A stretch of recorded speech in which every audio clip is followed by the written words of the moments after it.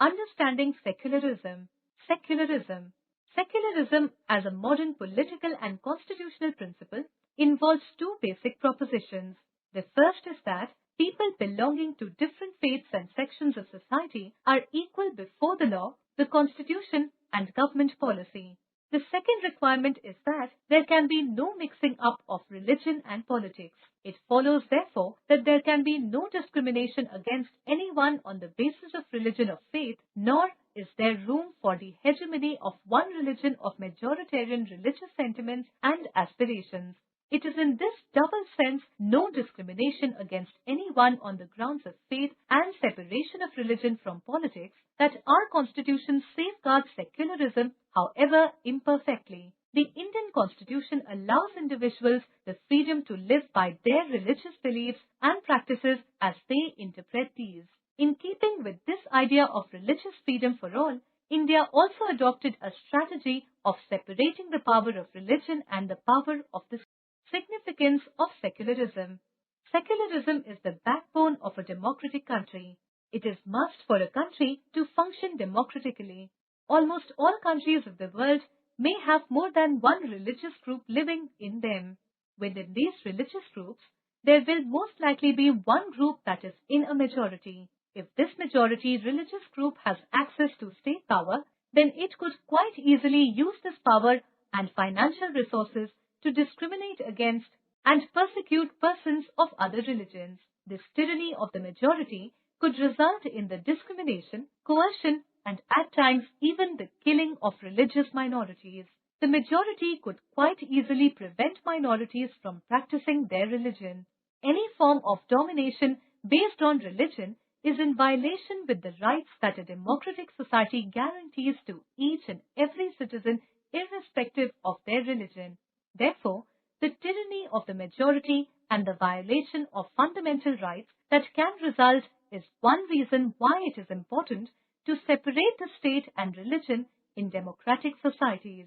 Another reason that it is important to separate religion from the state in democratic societies is because we also need to protect the freedom of individuals to exit from their religion, embrace another religion, or have the freedom to interpret religious teachings differently. Trivia. With the 42nd Amendment of the Constitution of India enacted in 1976, the preamble of the Constitution asserted that India is a secular nation. Secularism in India. According to Constitution, India is a secular state where everybody is free to adopt any religion. No religious community dominates another. All the members of a particular community are equal. The state does not enforce any particular religion nor take away the religious freedom of individuals. There are various ways to prevent the above domination. First of all, India uses a strategy of distancing itself from religion. The Indian state is neither ruled by a religious group nor it supports any one religion. To implement this, government spaces like law courts, police stations, government schools and offices are not supported to display or promote any one religion in India. The another way in which Indian secularism works to prevent the above domination is through a strategy of non-interference. It means that in order to respect the sentiments of all religions and not interfere with religious practices, India has made certain exceptions for particular religious communities. The Indian Constitution guarantees fundamental rights that are based on these secular principles. However, it does not mean to say that there is no violation of these rights in Indian society. Indeed, it is precisely because such violations happen frequently that we need a constitutional mechanism to prevent them from happening. The knowledge that such rights exist makes us sensitive to their violations. It also enables us to take action when these violations take place. Changes in the Constitution. Our Constitution was prepared by the Constituent Assembly, which had representatives from different communities. The Constitution was brought into force on 26 January 1950. Since then, many things have changed in India. The Constitution too has to adapt to these changes. As a result, it has to be amended. A process whereby a change can be brought about in the Constitution is mentioned in the Constitution itself.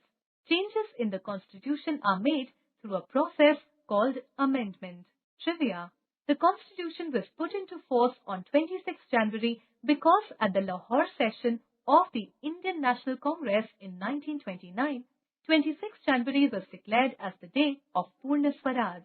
Since then, the day has been celebrated every year as Independence Day since 1950. Until 1950. Laws and dissent. Laws are always good because they are aimed at the welfare of the people. Though the legislature is elected by the people, it does not mean that all laws passed by are in the interest of the people. So, there is always a spirit of dissent underlying a bad law. During the British rule, several unjust laws were passed by the government. For example, the Vernacular Press Act tried to put restrictions on the vernacular press and newspapers. Similarly, British, in order to establish their monopoly, imposed a salt tax in India which dictated that the sale and production of salt by anyone but the British government was a criminal offence punishable by law. The burden of this tax fell upon the poor people. In order to violate the salt law, Gandhiji started the famous Dandi March in 1930 from his ashram at Sabarmati.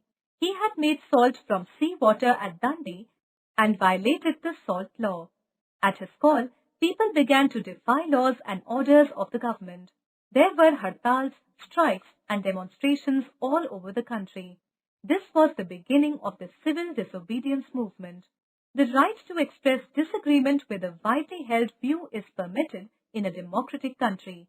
In fact, dissent is a part and parcel of a democracy. That is why the opposition parties exist in every democratic country. Another example of dissent is anti-liquor campaign. Consumption of alcohol is a major social problem.